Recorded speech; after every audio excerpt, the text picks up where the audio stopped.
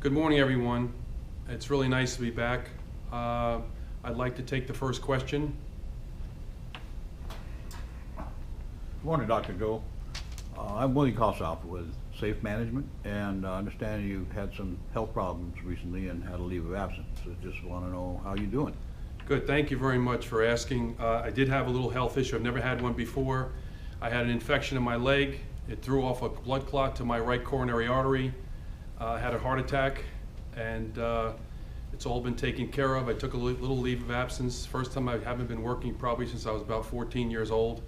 And I was healthy before. This was a very unusual incident. I did take a little bit of time off, but I work from home. It's really nice to be back, and I'm doing fine. And thanks very much for asking that question. The purpose of this press conference was to discuss me coming back to Investview and the health issue, to let everybody become rest assured that I'm fine and things are going forward with our refinancing and our success in our company. I was asked a personal favor because of the fact that I've had a relationship with Donald Trump to answer some questions this morning, and I agreed to do so. I held off for a little bit, did make a comment right before New Hampshire, how I felt, but I'm glad to answer some questions today. Hi, I'm Nicole Hagan from Sierra Social Media. I know, Dr. Louro, that you have a relationship with Donald Trump. What do you believe his chances are in this election campaign? Okay, Nicole, thank you. What do I think his chances are? I said this before New Hampshire. I believe this now. I think this process is over. I think Donald Trump will be our candidate for the Republican Party. And I think Donald Trump is going to be the next president of the United States. So I think it's a very easy question for me to answer. I feel strongly about this, and I'll tell you my reasons why with the subsequent questions. But I believe the process is over. I'm sure that Donald Trump and the group that surrounds him, some of the people I know pretty well, his sons, outstanding people, his campaign manager, I have not had the opportunity to meet, but they've done such an outstanding job. So it's just my opinion, and I'd stated today before this Super Tuesday, I believe it's over. Donald Trump has demonstrated he belongs to be the candidate for the Republican Party. I hope that the RNC treats him with the respect that that he deserves, because the people have spoken. Next. Dr. Joe Hagan with Wealth Colony. It's great to see you back. Why is it that Donald Trump's message resonates so well with the American public? What do you think? I think that's a great question. I think his message resonates because Donald Trump is, obviously he's a billionaire, he's very successful, but he's a very plain speaker.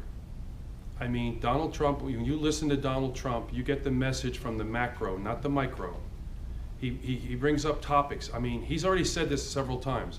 Donald Trump, the first day he announced, I believe June 15th, he said that we have a country of laws and rules, and we are letting people, immigrants, come into this country illegally, bringing drugs over, committing crimes, and there's no stopping it. He was the first one to really bring up the immigration issue. I believe it's heartfelt. I believe he wants to build a wall. I believe that he wants to keep people out that are causing problems in the country. I believe, especially when he went to New Hampshire and he saw the pervasive heroin addiction and the problems they're having in a small state, rural state like that. Donald Trump's very serious about this. You listen to the message that he talks about.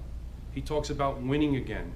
He talks about building a wall, and we're a country of rules, and keeping people out first and becoming secure.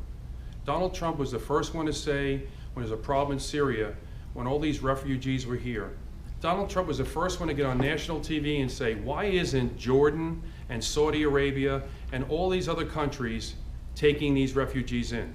They're fellow Arabs, whether they're Sunni or Shia or whatever they are, they're fellow Arabs, and they're not taking them in. Why should we? And he said there's going to be a screening process. He was accused of being a racist, anti-Muslim. No, he's not. He's an American that wants to protect the country, and that's the only way he knows how to do it. And when he speaks about things like this, the American public has had enough. They've had enough, and they want to change. And you know, it's interesting. If you categorize me, I'm really an independent, but I've been a Republican conservative for 30, 40 years. The fact of the matter is we've had a Republican Congress, a Republican Senate. Over 60% of the governorships in this country are Republican, and nothing's really changed. So he's had enough. That's why he's running for office. I believe he's running for his office. Listen, he's got everything he needs as far as finance is concerned. I know the type of lifestyle he lives. He works 24/7. There is no such thing as vacations. He goes to his properties, he plays some golf, but he's always working on the next deal. It's the way he is. Dedicated man. Incredible family man. You can tell by his children. You want to judge a man, look at their children. Don Jr., Eric, Ivanka, all of his children, outstanding citizens. When he says no drinking, no drugs, no tattoos, that's Donald Trump. So, I mean, I think that the American public has had enough. As I said, the Congress has an 11% approval rating, and Donald Trump says we're going to have to make a change. We have to start winning again. So I think that Americans, I think what's going on right now, I said this before the New Hampshire primary, there's a revolution going on right now. There's a revolution. I spoke with someone this morning, they said, you know, there were people out in Tennessee, 1,200 people were out early, a day early before Super Tuesday. And over 90% when they were polled said they're going to vote for Donald Trump. This is pervasive in every state. People have had enough. They believe that he's going to make a difference. He's not going to take any garbage from anyone. And they believe that he's going to change what's going on in Washington. And he is the true outsider. So that's what resonates with the American public. Next question. Hi, Mike Damas, the independent business owner with Wealth Generators. As an independent business owner, Donald Trump has made a great deal of promises without a lot of detail. How do you think he'll handle the details as President of the United States? Okay, that's another good question. I said to you before, I made a statement, when you listen to Donald Trump, listen to the macro, not the micro. I believe, I've been around Donald Trump in business deals, and I know how he handles the micro. When Donald Trump says it's going to be great, what he means is, I'll give you an example. If you look at the Woolman rink in New York City could not get the ice rink finished. They were a couple of years past due, over budget, and Donald Trump said to the mayor, let me take care of it, I'll handle it. He brought it in under budget, in less time than he promised. He under-promised and over-delivered. That's what he'll do. That is the micro of the macro. That's Donald Trump. So was the Woolman rink, listen, can Donald Trump sit there with a map and talk about every Arab nation, where they are, and who the Sunnis are, who the Shia? I don't think so. Who cares? He will surround himself with people who are expert in that field. He will sit and listen. He will bring in, whether it's a political, geopolitical expert, and has to make a decision, do we belong there? And I will tell you this, because I met Donald Trump in 2007. Donald Trump was, from the beginning, in the early 2000s, because he said it to me several times, he was absolutely against our involvement in Iraq. Absolutely against it, okay? But Donald Trump is the type of guy that if the majority put us in Iraq and we were there, that he would not abandon what we accomplished in that long period of time. Listen, he was against the war. He believed it was going to destabilize that whole region, and it did. And the fact of the matter is, this country is in serious debt, and now the numbers being thrown out are $2 to $5 trillion that was spent in that between Afghanistan and Iraq. And we're talking about health care. I've said this many times, $2 to $5 trillion. Every American, whether they needed an MRI, they needed any type of health care, a CAT scan, surgery, or generalized wellness care, would not have to pay for their health care for 30 years with that type of budget. Our roads, our bridges would have been repaired with that type of budget. And we blew that going into a place we didn't belong, and we destabilized an area now that's causing us more problems and putting us into more debt. So that's why I believe that when it comes to making a decision, whether it's a geopolitical decision, he will surround himself with experts, and they'll sit down and they'll say, okay, Donald, this is what I believe. Okay, just like when I dealt with Donald Trump, he'd say to me, tell me what you think. I negotiated, we were involved in a $65 million turnaround for a golf course developed property. And I had many, many conversations with Donald Trump. And my advice was important to him. He said I was one of the best, if not the best negotiators he ever sat down at the table with when we went and negotiated that deal. And I will say this to you. I had to deal with banks, I had to deal with members, I had to deal with lawsuits, and I had to deal with the Trump organization. Donald Trump, on every segment of that negotiation, that deal, kept his word to me. So I had heard all these other stories about dealing with him, and he kept his word. And when he felt strongly about something, he said, that's it, either work it out or I'm done. And we had shouting matches, sitting there eating Wolfgang's filet mignon in his office late at night, shouting matches where we thought I'd never speak to him again. And I'm riding down the turnpike 20 minutes later on my way back home. He calls me up and said, who loves you? And get back to talking again. He's a tough guy, but I think he's a genuine person, and he's also a very compassionate person. You know, when he says to people, we can't leave people in the streets to die, I think he means that, genuinely. I think he means when it comes to healthcare that we should take care of our own. And I think he believes that wasting all this money, invading other countries that don't have weapons of mass destruction, I think he believes what he says. So in answer to your question, when it comes to any decision, you know, once the geopolitical opinion is we have to go to war, you see how Donald Trump quotes MacArthur and Patton? He quotes our best generals. Why? Because he believes that if someone says we have to go to war, then America is going to win the war. He says we don't win anymore, he means that. So if someone makes a decision, we are going to go to war with another country, believe me when I tell you, he will scorch the earth and end it right away, because he doesn't want to see those young men injured. I believe that sincerely. So he doesn't want to go to war. He doesn't want to invade another country. If he believes it's the only option, he'll win the war. And that's with a business deal, that's with a conflict, that's with anything. He'll do whatever he has to do, just like he's doing this election right now, he's going to win. Next question. Hi, Joe. Welcome back. Tony Lotito from AlphaQuest. Joe, talking about winning, he's about to enter the biggest battle of his life with the Clinton machine and the Democratic Party and a hugely experienced professional politician. How do you think he'll do head-to-head against Hillary Clinton? Okay, thank you. Okay, well, first I was speaking about this Republican nomination. When it comes to the general election, I think, you know, if you talked about a horse in a race, they're frothing at the bit to get into the race. Donald Trump's already ready for Hillary Clinton. Hillary Clinton has no idea when you unleash the horror, when Donald Trump gets the nomination and they go head-to-head.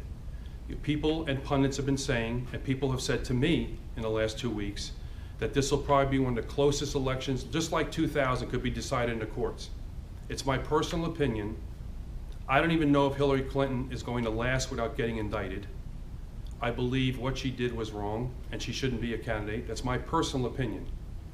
I believe if she ran against Hillary Clinton, that Donald Trump would, I think there'd be a revolution in every state, and Donald Trump, just like in every one of these primaries, there's been a record turnout. These are not just Republicans, these are independents.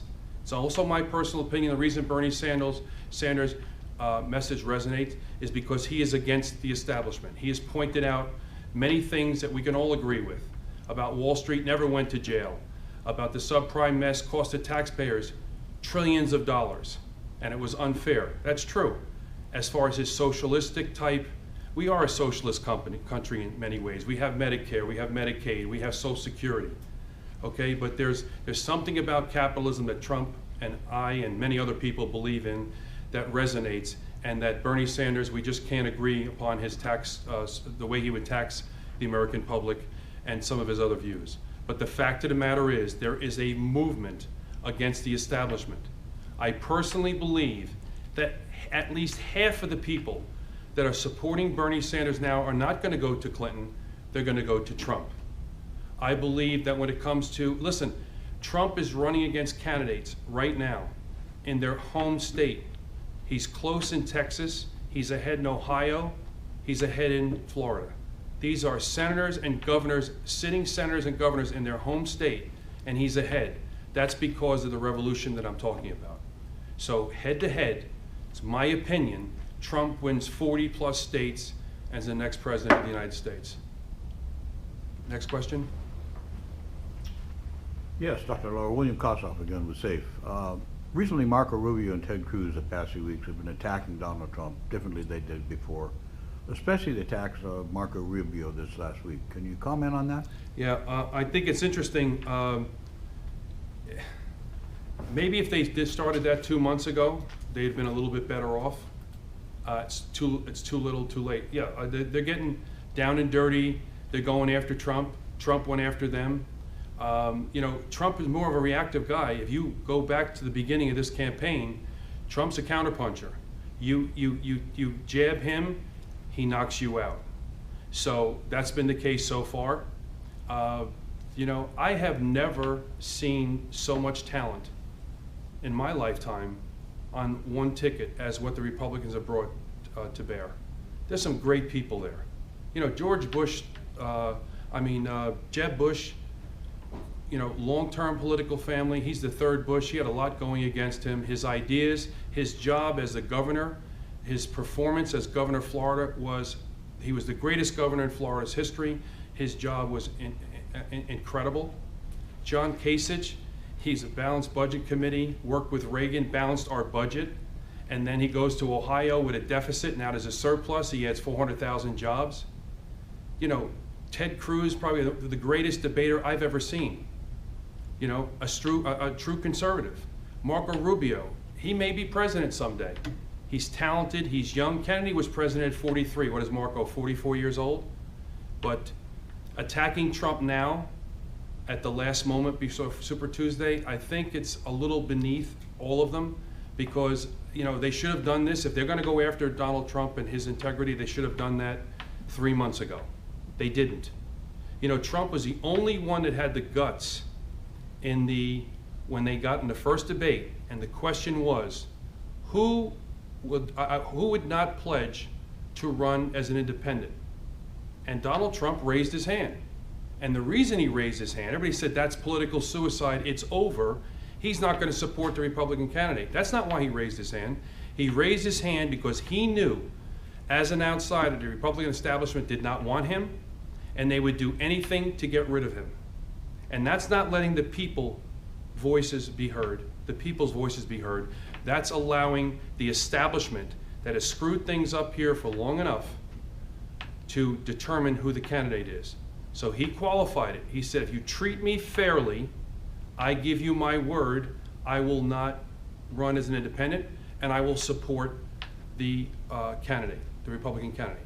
He's also said, any fishy things go on, he wins Super Tuesday, he's got the majority of delegate lead, he goes into the final, I can't even think of the word right now, not the quorum, but when he goes into the convention, thank you. When Donald Trump goes to the convention and he's got the lead or has enough delegates to win, and there's some kind of issue that takes place, it's not going to happen. I think listen, so many people are so sick and tired of manipulation and the things that go on, they're not going to allow that happen. This revolution that's taking place to put him in office, and that's what Donald Trump has tapped. People are disgusted. People, you know, they say the unemployment rate is at 4 or 5%. It's 3 times that amount. These are people that have looked for jobs and now they're out of that system. They could not find a job. These are people working part-time. I mean, this is all a false economy. The Fed printing money and the stock market going up in value. This is all false economy. And Donald Trump has pointed that out, and so have many other people. So I believe what he did when he raised his hand was righteous, because he said, that's it. You treat me fairly now, I'll run. I will not run against the opponent, and I'll support them. So if he wins the delegates at the convention, he's the nominee.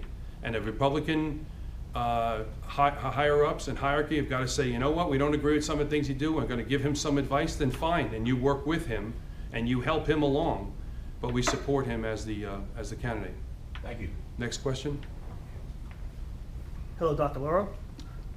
My name is Todd Parker. I'm an independent insurance agent And my question is, how do you think Donald Trump's tax plan is going to help the small business owner? Okay, so what has Donald Trump done? People have said he's going to put $1 trillion in debt. I disagree. Donald Trump's first thing is jobs, not trade, fair trade rules. And Donald Trump has said from the beginning that I'm going to reduce taxes on capital gains. I'm going to reduce income taxes on the middle class.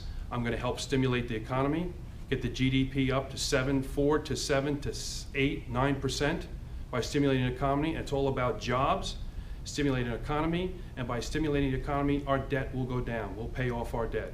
Donald Trump wants the entrepreneur and the businessman not to have all these regulations. Donald Trump wants all that money repatriated that's sitting outside the United States. Donald Trump has made a plan right now to get America back. And first of all, let's go look at it. What did Ronald Reagan do? Ronald Reagan changed the perception of the country. Ronald Reagan transcended politics. He made Americans feel good about being American again. Ronald Reagan, when we were sitting in 1979, our hostages were sitting there for 350 or 400 days, we didn't feel too good. You go to a ball game, people weren't standing up during the national anthem. When Ronald Reagan's president, people put their hands on their hearts and they became proud of being American again. And when Trump says that, it's heartfelt. I want to stimulate the economy. I want to reduce taxes. I want to stimulate and grow the middle class, not shrink the middle class. Okay? And you know, Ronald Reagan, we'll talk about this later on, but Ronald Reagan created the Reagan Revolution, and I believe what's going on right now is very similar and akin to what happened in 1980. Next question. Nicole Hagan again. As a female, I'm a little bit concerned with the way that Trump handled conflict with Megyn Kelly, and further, the way that he's handled commentary in regards to Hispanics and immigration. Why do you feel as though this is not indicative of bias? Okay, so the question is about the way Donald Trump handled Megyn Kelly or any other female, and the way Donald Trump has handled the Hispanic question. This is not a Hispanic question when it comes to building a wall. Mexico just happens to be there. The Canadians are not running over our border and bringing in drugs. It's coming from Mexico. So that's why Donald Trump is focused on, it's a Freudian slip. How many times I said, when I say Donald Trump, I say Ronald Reagan, because the things that Ronald Reagan started out, that revolution that took place in 1980. What Donald Trump is talking about is not anti-Mexico, is not anti-Hispanic. I've been to Donald Trump on 10 of his properties. I've been around, he's got Hispanics, and as far as his hierarchy and his executive vice presidents and vice president of his company, he's got females everywhere. So Donald Trump doesn't care if you're male, female, Hispanic, white, black. You're going to be judged on your character, and you're going to be judged on your performance. And he has given more females opportunity, and he's thousands and thousands of Hispanics he's hired in all his properties. So there is no bias towards females. He's not anti-feminist. He's just not going to take any crap from a female. He's not going to, because she's a female, give her some deference. Just not the way he is. He's not politically correct. He doesn't have time for that. So the bottom line is, Megyn Kelly asked, she had a right to ask questions. He felt like he picked on him right away, asked him a very difficult question that the other candidates wouldn't have gotten. He felt uncomfortable and he lashed back. Not because she was female, because he lashed back because that's what he does. And sometimes maybe he goes overboard. That's just the way he is. You see what you're going to get. And believe me, when he has to get involved with political leaders from other countries or anyone else, he's not going to take any crap from any one of them either. I believe that's his fairness position. It doesn't matter. So people took that the wrong way. It's not politically correct to attack a female, and maybe he went overboard on Carly Fiorina, and he went overboard a little bit on Megyn Kelly. It's just the way he is. But it's not because he's an anti-feminist, or not because he's anti-Hispanic, is he talking about the border. It's because that's where the problem is. That's where the problem is. I really believe, I really believe that when people, if you get to know him, he's a really fair individual. He just doesn't like to lose. Next question. Hi, Joe Hagan again, Doc. You mentioned repatriating trillions of dollars overseas. So we deal in the part of the financial industry that deals with a lot of entrepreneurs, particularly in Forex. How do you see Mr. Trump actually bringing in country, all of those trillions of dollars that has gone overseas? Okay, that's a great question. And this is a question that Donald Trump has addressed several times on the campaign trail. Everybody else stutters when they ask the question. He's very direct about this. He said he thinks there's up to $5 trillion, expatriated, taken away from this country, and he wants it back. What does he do that? He sits down, he talks to the people, he gets some of his friends in finance, and he negotiates with them and says, listen, just like he said last week, I'm not buying any more Oreos because Nabisco is going to Mexico. If Donald Trump had an inkling as president that Nabisco is going to Mexico, he'd sit down with their hierarchy, bring them into the White House, and he'd tell them, listen, there's got to be a reason why we want you to stay in this country. We want you to give American jobs. Whatever had to be worked out, he would do anything he possibly could to make that happen. As far as the money overseas, if he said to them, we're not going to tax you 30%, 35%, 20%, we're going to have a 10% tax, bring that money in, and he'd talk to them in a patriotic fashion. He'd say, listen, our country needs this. When Apple makes 90% of their income outside the country, he doesn't like that.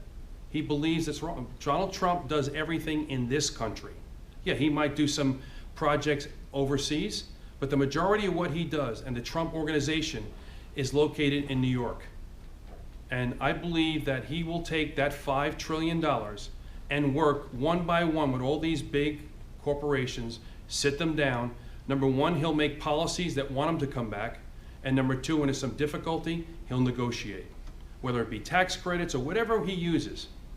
If he said to me, hey, Dr. Louro, I want you to help me with, I would be glad. He says he wants to bring in Carl Icahn to negotiate some of his business deals. Why? Because Carl Icahn is an icon, no pun intended. He's a business genius. He's in his 80s. He knows exactly what to do. He'll bring in Icahn, and Icahn will give him information. He'll bring in other people that he has respect for, and they'll give him information on how he should go forward to bring this money back in. And they'll set up tax rules. They'll make it comfortable for these countries to relocate back to the United States.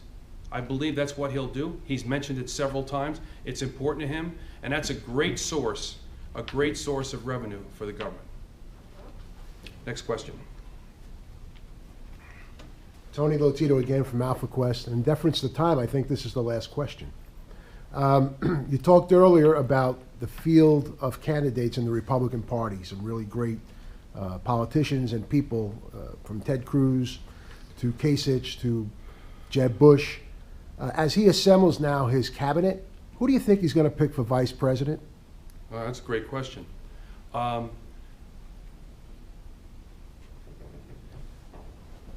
thought about this a lot. So Donald Trump never asked me, but if he called me up and said, what do you think? I'd say you got a great deal of talent right around you. I think they could make friends. I think sometimes, Donald Trump's a tough guy. You cross him and he doesn't forget it. And I know he doesn't like what's going on right now with Cruz and especially Rubio. But listen, John Kasich, my opinion, Ohio is important in the election, in the national election. John Kasich has balanced the budget and for our government. He balanced the budget in Ohio. He's got an incredible track record. He worked in the private sector, and he's worked as a politician. So, my opinion, a guy like John Kasich, I know John Kasich has said that he doesn't want to be a vice president, but that's the type of guy Donald Trump is. He'd persuade him. He'd sit him down and say, listen, for the good of the country, we need you, and he would let him help him with the budget. Listen, Ted Cruz and Donald Trump, he's called Ted Cruz a liar. They say all's fair in love and war. I don't know if this relationship can be repaired. There's a perfect example of someone with a conservative background, probably the best, one of the best. Most of the Supreme Court justices said there was no better clerk than Ted Cruz. What better choice for a Supreme Court justice? Because he has a like mind as Judge Scalia. He has incredible constitutional knowledge. So these are people like this. I mean, if I was asked the question, what do I think? It's like when you promote people from within your own company. These people were in a war in a trench, and they ran against each other. You have incredible talent, and I think you should tap it. Now, he may choose someone else. But just looking at the candidates right there, If Marco Rubio or Cruz were vice presidents, I think they would do an outstanding job. I think if they repaired their relationship, they're talented people. And I said before, John Kasich is proven when it comes to the budget, and we need help with the budget. Hopefully, he would sit down with John Kasich and try to persuade him. It would also help him with Ohio. Whatever he decides, I know it'll be thoughtful. I know they'll take their time, but there's a lot of talent out there. So because I said that, I made that statement, I believe that. And if it was my opinion, and if I was asked my opinion, that's what I would say. So I appreciate everyone coming today. I did agree to answer questions about Donald Trump. I consider Donald Trump a friend. I respect him, and I really, truly believe what I said. He's going to win the Republican nomination, and he's going to be the next president of the United States. Thanks very much.